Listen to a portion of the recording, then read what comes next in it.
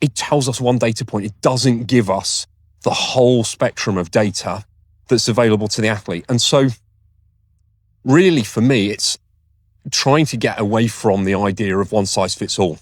And so many people use this concept of one size fits all.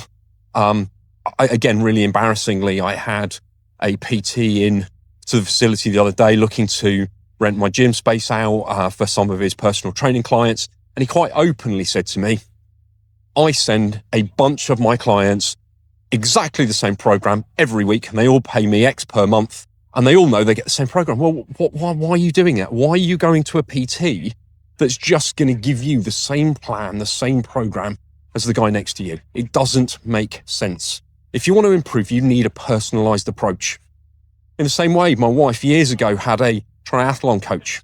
At the time, and she still is, was a nurse. And she was actually working on weekends. She had a 12-hour shift on Saturday, a 12-hour shift on Sunday.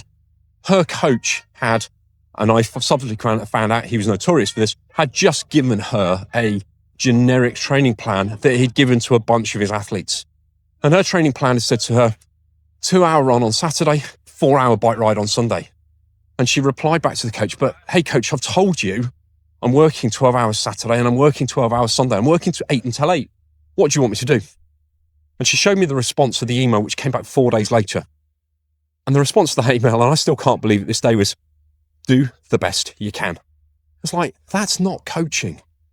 Again, I knock, and my training books, my coaching books, is that when I give an athlete a plan, I refuse to put a 16, 18, 20-week training plan into a coaching book purely and simply because it isn't about one size fits all.